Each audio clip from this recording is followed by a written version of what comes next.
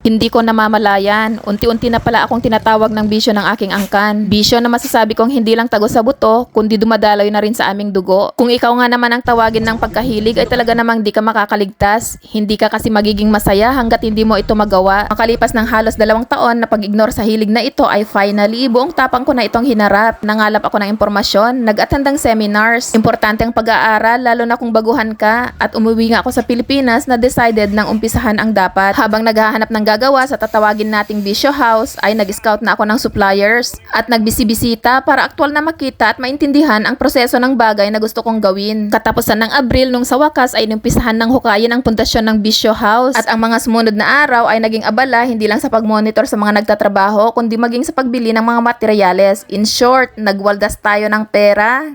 Kailang ulit din kaming pabalik-balik sa Apari. Nag-scout ng ipapalibot na wires, lumber. Gusto ko ng fresh na sisilungan kaya nag-decide ako to go sa nipa na bubong. Buti na lang Girl Scout tayo at laging dala ang pangsukat. Hindi kasi nasabi ng karpintero kung ilan ang bibilhin namin kaya kami na ang nag-compute ko no. Habang nag-aantay na maisakay ay may maganda palang view dito na na-enjoy ng kasama naming bata. Yung feeling na nasa Venice kami dahil dito sa mga bangka. Bumili rin kami nitong green net, hindi pang fishing kundi pang cover sa nipang bubong. Tapos na ang frame kaya tamang-tama ang dating ng materyales para maumpisahan na bukas.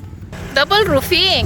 Sinong mainitan? Gamit ang pangmalakas ang tricycle ni Zay ay umuwi kaming punong-puno ng na-shopping. Ito ang tinatawag na shopping galore dahil hanggang bubong ay nagamit na. Makikita natin dito na tapos na ang frame ng pagkakabitan ng mga nipa pero wag ka, ilang araw din ginawa yan. Matapos ang shopping ay kargador naman tayo ngayon. Wala na talaga tayong hindi gagawin para sa bisyo na ito. Ito ang nagawa sa loob ng 1 week ng 4 na katao. Ano sa tingin nyo? Tama lang ba ang bilis ng mga nagtrabaho? Arawan nga pala ang usapan namin dito. Bukas ay umpisa na nila ang pagtatahi sa nipa. Matapos ang unloading ay jumping para butin ang mansanitas para sa aming chikiting. Kinagabihan, kahit walang experience sa pagtatahi ng net ay agad ko itong inumpisahan. Wala rin namang makakapansin kung maganda o hindi ang tahi dahil nasa tuktok naman ito. Nung dumaan si Kuya Boy ay to the rescue ito. Bakit ganon? Ang bilis niyang natahi. 1 linggo pa lang ang nakakalipas ay parang umaaray na ang aking bulsa. Na-realize ko magastos talaga ang bisyo. Balik ko sa site ay nakita kong kulang pa pala ng materyales. Kailangan bumalik sa Apari at magwaldas ulit ng pera. Ganito talaga pag may pinapatayo ka, expect na may extra at iba pang pagkakagastusan. Kaya siguraduhin may allowance pag nag-budget ka. Kinahapunan ay hinabol namin ang pagsasara ng mga nagbebenta sa Apari. Buti na lang, naabutan pa namin sila. Pumili rin kami ng dagdag na net dahil as usual, kulang na naman ang estimate namin. Kababa ng dagdag materyales ay heto, nag-inspection na ang kunwari ay inhinyera. Nakakatuwang pagmasdan na ang dating drawing ay unti-unti nang nabubuo. Malapit na, pero malayo pa. Hindi pa nga natatapos ay sinusubok na tayo ng problema. Binisita namin ni Zay ang construction site at nag-leak test sa bubong. Kahapon kasi ay umulan at nakitang tumutulo sa loob at true enough, umuulan nga sa loob. Ilang araw din naming inisip kung saan nagkamali. Hiningi namin kung anong sa inyo at salamat sa mga nagbahagi ng kanilang kaalaman. At isa nga sa suggestion ay paggamit ng GI sheet at itong malapayong na pako. Hindi pala basta-basta ang pagpapabubong ng nipa. Akala ko ganun kadali. Kailangan yung may kaalaman ang kunin mong gagawa kundi magiging problema lang ang kakalabasan. Blessing din talaga yung pag-ulan dahil nalaman namin na pumapasok ang tubig ulan sa loob. Imagine na lang kung may laman na yan tapos doon mo malalaman na nag-shower pala sa loob. Mas malaking problema pag nagkataon. 15 days na ginawa itong bisyo house. Yung last day pinarush ko na dahil darating na bukas ang ating in-order na laman. Abangan nyo po ang susunod na video ng ating bisyo serye at dito ibabahagi ko sa inyo ang mga ngiti at lungkot na hatid nito sa amin.